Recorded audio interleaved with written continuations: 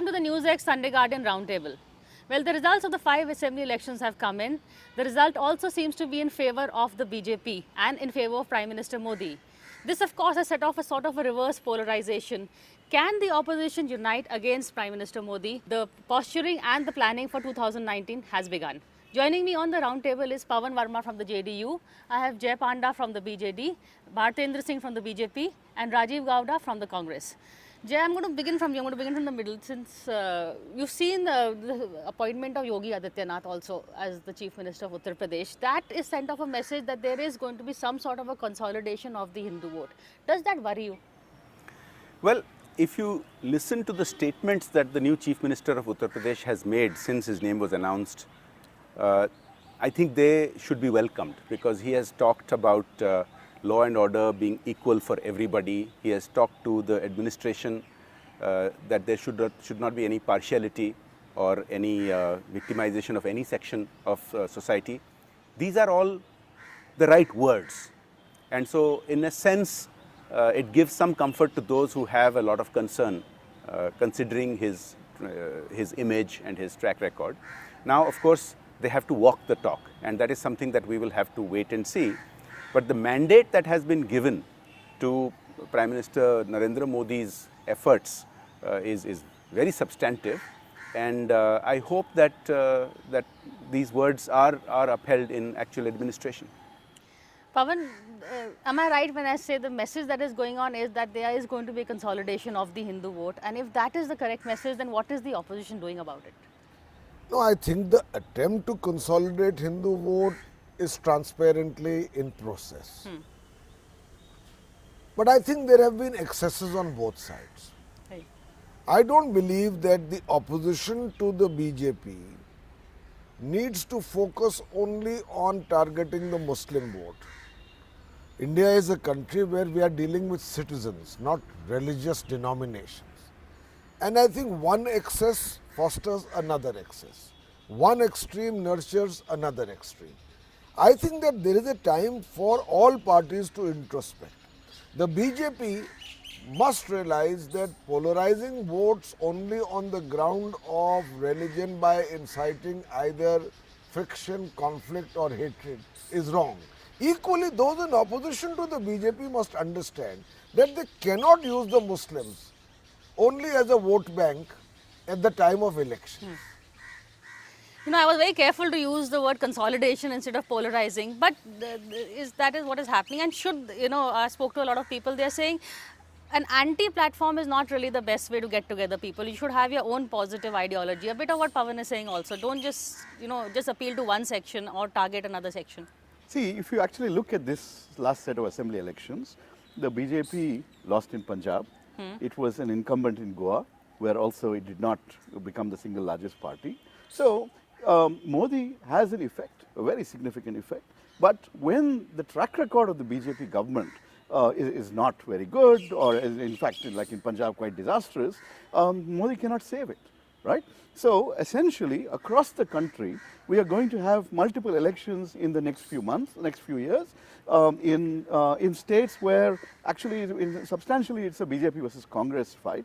And so this is the first opportunity that we will get to, you know, where a variety of BJP governments are incumbents, to essentially do two things. One, examine the track record of those governments and say they hardly have delivered on whatever. But can you do it alone, or do you need the help of others? So we need to recapture our own mojo, as you might say. The missing mojo.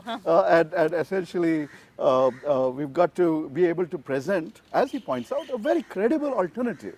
And that is something that will be good for the larger opposition space as well. A sort of a revived, resurgent Congress, plus strong parties like the JDU and other allies that we've had elsewhere, because we need to show that we are competitive in the electoral space, and we have a lot of brain work to do to come up with a platform, a message, a narrative which says that we appeal to, we'll give you something positive. Now remember, there is a significant floating vote in India right now. And at this moment, that is going towards the BJP. It's not just identity and religion. There is, you know, what's the Aspirational vote. slogan? The dialogue is that Modi's username is development, but his password is Hindutva. You know, we don't, that is not visible, right? But, Okay, let me get Bhartendra we've got on to this see, one. I like that. His people are voting username, for one thing. Yeah. his username is development, but the password is Hindutva, and Yogi seems to be the key to that password. Why appoint him? It's not that he was your last choice. Let's not completely, you know, it's very straight. The BJP defines nationalism as Hindutva. It's a part of our ideology and we stand by it, and there's no denying that, firstly. Secondly, I would like to agree with you that, you know, there was a lot of pandering to Muslim votes, especially in UP by the SP and the BSP. We had Ambedkar villages and Lohia villages being adopted, but the development work would stop exactly where the Hindu mohalla started in the village. So it was a huge reaction against that. When we sat down and actually saw, you know, analyzed the votes, what Professor Gowda just said, that the floating vote, which is the ati pichda vote, you know, of castes that are poor like Kumhar, Lohar, you know, people like these, they have actually shifted into the BJP. And I think this is because the Prime Minister has changed the whole voting, the appeal of the BJP from being, you know, being an upper caste party to being a party for the for the people who, you know, people who don't have resources.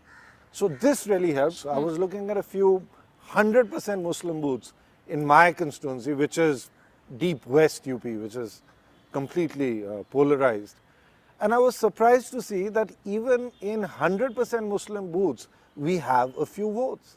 So obviously, the lady who got her Ujjwala gas connection, or the educated lady who's got this triple talaq and understands it, she has quietly come and voted for the BJP. So there is a quiet shift of the vote, which nobody, including us, nobody estimated this huge wave that has happened. The person next to you is still not believing it. But Jay, to come to what he's saying, you know, they voted on development. He's talking about the Ujjwala scheme. But the vote was on development, but the candidate they chose is someone whose legacy is known for polarizing. He has a divisive past also in that. We can't negate that, take that away from Yogi Adityanath. Whatever he may do in the future, you're saying, I hope he will talk development. But you have to take his past into account. Now, does that worry someone like you? You've been supportive of Prime Minister Modi, some of his economic initiatives like demonetization. Now, would you think twice about, you know, is this worrying for you? See, I think I have already broadly answered this by saying that the initial words that the new Chief Minister has said are correct and they should be welcomed. And I hope, and my party hopes, that they will walk the talk and implement in the spirit of what has been said. So instead of further elaborating on that, I would like to say the following. Obviously, this massive mandate is not just any one thing. Clearly, I think Mr. Modi is being seen as Mr. Development because he talks about it all the time. But clearly, as my other colleagues have pointed out, after decades of consolidating certain groups, certain castes, certain religions, if the majority starts consolidating, it should be no surprise. It had to happen at some point. So there are very many different aspects which are coming into play. The reality is, this is an inflection point. This is a fundamental change of direction in Indian politics. Now there is no longer any doubt that in national politics, BJP has become the central pillar, something that Congress used to be for many decades. Many regional parties still have enormous clout in their own regions, and there are new dynamics at play. I think many politicians, including those within the BJP and certainly those in Congress and even in many other regional parties, have to adapt to the fact that there is a new India, there is a new aspirational India, and younger members of various castes and groups are breaking away from traditional definitions and traditional confines of whom they should be voting for. The aspirational India point is a good one. You yourself said, let's not talk about you know, platforms on basis of religious identities, but let's talk about aspirations. In terms of aspirational India, the youth vote, it is Modi who seems to be having the edge over, say, someone like Rahul also. How? That is why I believe that merely on an arithmetical basis, You cannot. in a sense ganging up against Mr. Modi is myopic. It's not even sustainable. unless those in opposition to the BJP, because in a democracy you need an opposition as well, unless those in opposition who believe in the relevance of a counter narrative offer a credible alternative vision, both on development, on governance, and on a positive agenda which is not merely reactive or critical of Mr. Modi, I don't believe this coming together is going to have any effect. And that is why I believe that the planning with which the BJP went into UP was completely lacking in the opposition. Mr. Singh mentioned about the EBCs or the non-Yadav OBCs. People don't understand they constitute 30% or roughly that much of the population, both in UP and Bihar. The BJP assiduously worked to reach out to them. Okay. The opposition did not.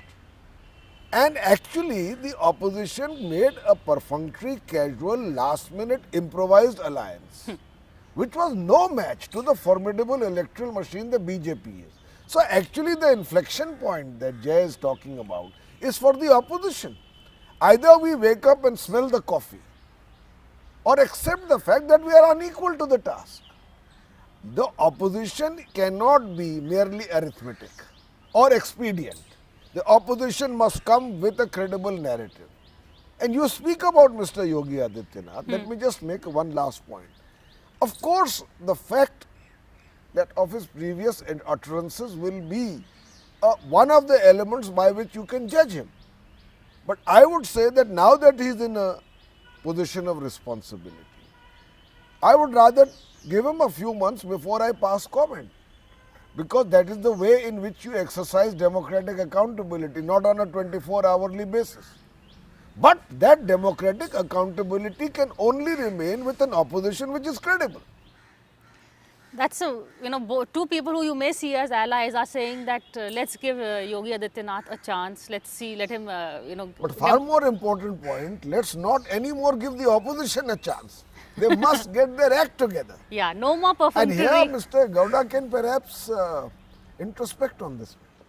And add some chemistry to your mathematics. You need to not just add up, you need to We've also... been introspecting for a while. It's time for action, actually, just like Pawan has just mentioned. Now, the concern that we have is that, even Prime Minister Modi, especially when there were instances of hate attacks, intolerance and things like that, he would not comment on those kinds of issues. And much after, you would see a very, a statement which would sound nice and high-spirited, high-minded and things like that.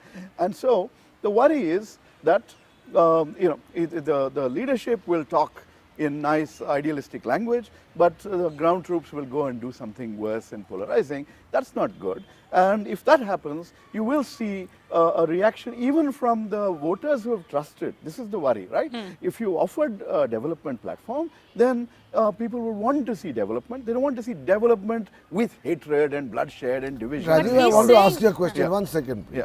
Take Mr. Yogi Adityanath. Yeah. If the opposition's critique is based on a well worked out strategy with facts to support it on issues which are only not a prisoner only of his past utterances but his present track record of governance, then I believe it will have an impact. Otherwise, a disorganized opposition criticizing on a daily basis merely from the prism of the past is likely to be counterproductive. I am saying that there are things on which the opposition must think carefully today. Yeah, and I think I fully agree with him that the old, what shall we say, knee-jerk reactions to every utterance, to every incident, we have to be much more measured, and we have to find ways to ensure that people realize that we are actually, that we are offering an alternative that cares, that is able to make a difference, and that will create opportunities, and that the opportunity that's been given to various BJP governments, that they may not be delivering on that. So that's our job, really, to find that. And one more thing I want to point out, India is actually in ferment today. If you go to Haryana, the Jats are agitating. If you go to Maharashtra, the Marathas are on the street. They're all BJP ruled states. If you go to Gujarat, Patels are agitating. That's because of agrarian distress. Yeah. So there is agrarian caste. Absolutely, and the Kapus in Andhra Pradesh. So there is a lot. So it is not placid. Yes, it is not a placid country. There's a lot of unrest. So the question is, how do you relate to that? can you offer them an alternative compared to the current governments that they're dealing with? Exactly. What is the state level alternative? What is the national level alternative? Mr. Modi has been enormously successful by going to every state election and saying, vote for me, when in reality, people will get somebody else governing them at the state level. Bhartendra, just before we go in for a break, he's talked about, we talked about Prime Minister and his development agenda. How will you convince people like these two to come into your platform also? Well, Or are you happy with what you have? since he mentioned the Jat agitations, and and we had a very tall leader, and Prime Minister Charan Singh Ji and his son Ajit Singh running his own party, and Jayant, the new youthful face. But when it came to votes, just one MLA out of 403, because the people, the truth is that today the Prime Minister stands too tall in front of any leader that any party has, won.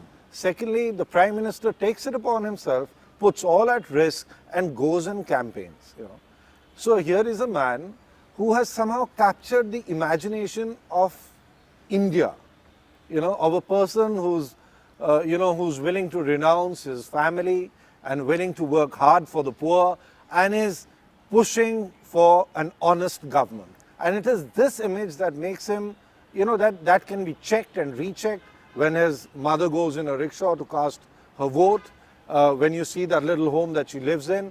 So, all the days of that princely inheritance in this democracy are over. And the people are voting for an honest, hard-working government. And since the Prime Minister is so tall, I think, the Chief Ministers have no choice but to comply and follow his policies. And anyway, let's be straight and honest about it. Everybody in UP voted for the Prime Minister when it was 2014, the MP election. And again, they voted for Narendra Modi, even in 2017, for his policies and for his honesty and hard work. Well, we just need to it is worrying. Well, we're going to find out what is worrying Pawan Verma, but after a short break, so stay with us.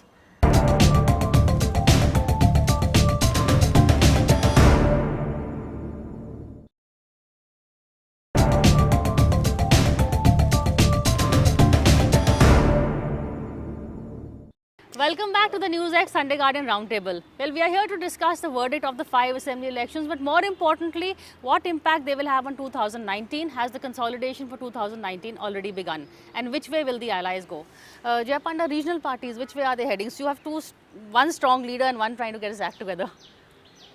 I see it this way. If you saw in UP, the BJP has upped its vote share to almost 40%. And that is what I have described now as the new central pillar in national politics.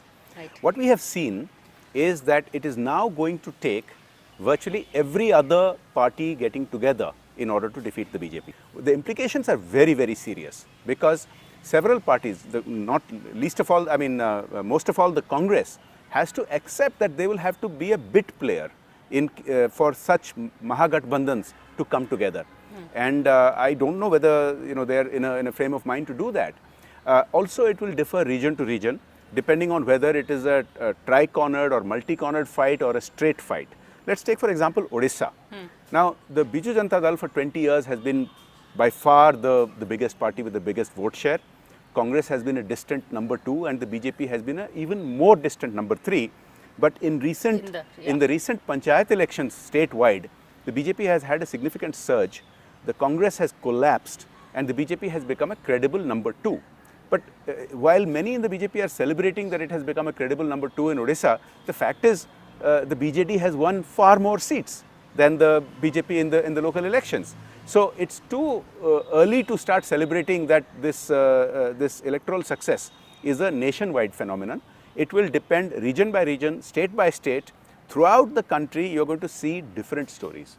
And there is already talk that perhaps in 2019, next time around in 2019, in Uttar Pradesh, there can be a Mahagathbandhan. But let me again point out that for a Mahagathbandhan to happen, even if the BJP has 40%, so it's theoretically possible that a Mahagathbandhan could stop it.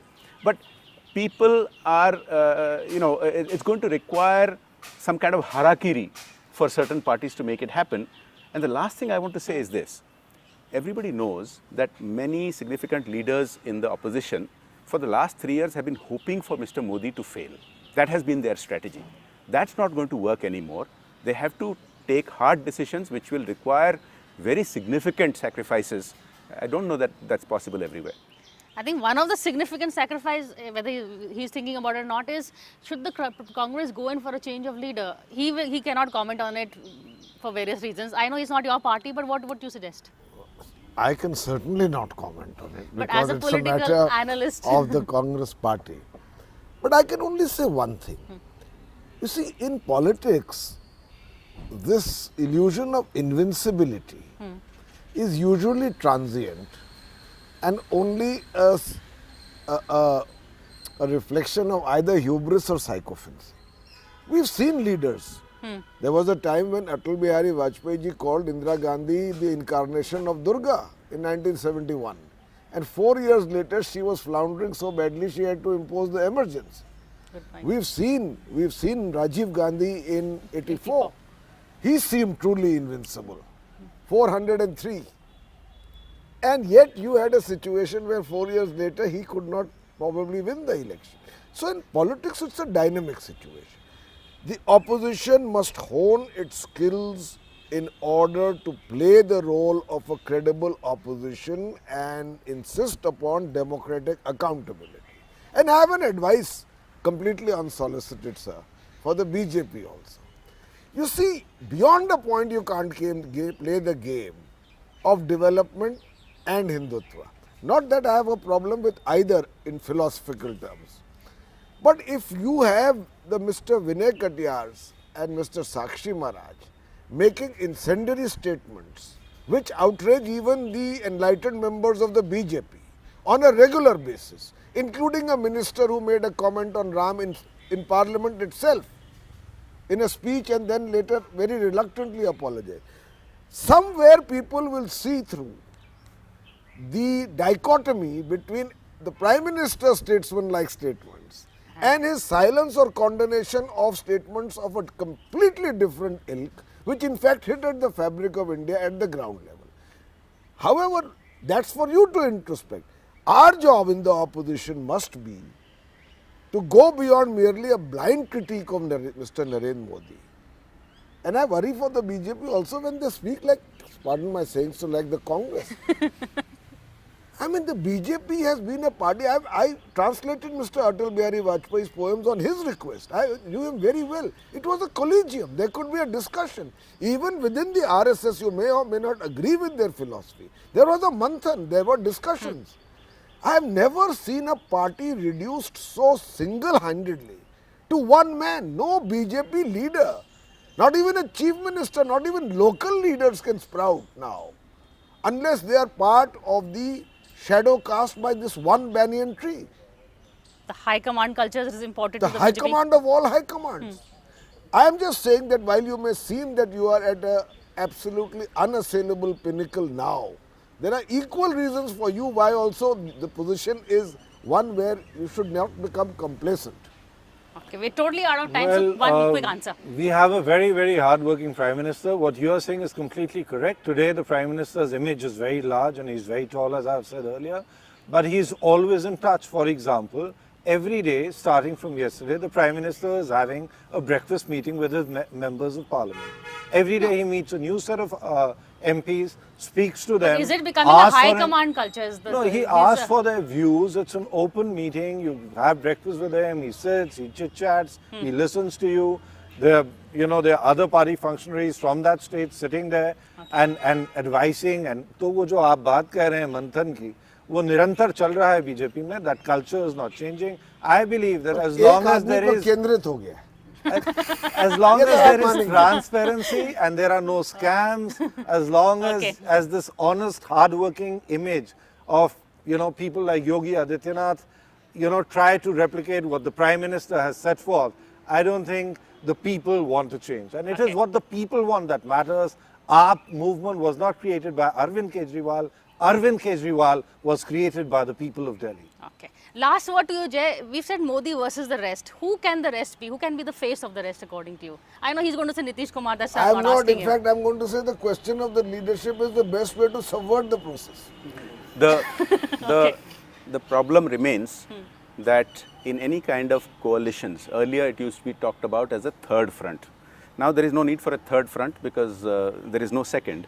So it would have to be a second front. Okay. Yeah, because BJP will also be in coalition. Now, to find a leader, a leader has to now adapt to the new India. It can't be because of dynasty. It can't be just because you've succeeded in one state or one area. You have to have an agenda to connect with the new aspirational India across the country. So far, there has not been a coherent strategy from anybody outside of the BJP or even within the BJP to have a strategy against the Prime Minister. Their strategy has been waiting for him to stumble. Right. And that is not going to work. Okay. On that note, we end now. There is going to be a Modi versus the rest, but first I think the rest has to get its narrative together, its act together before it decides on the face of that rest. I think that's what we broadly agreed on. But that's it for now. Thank you for watching this show. We'll see you again same time next week.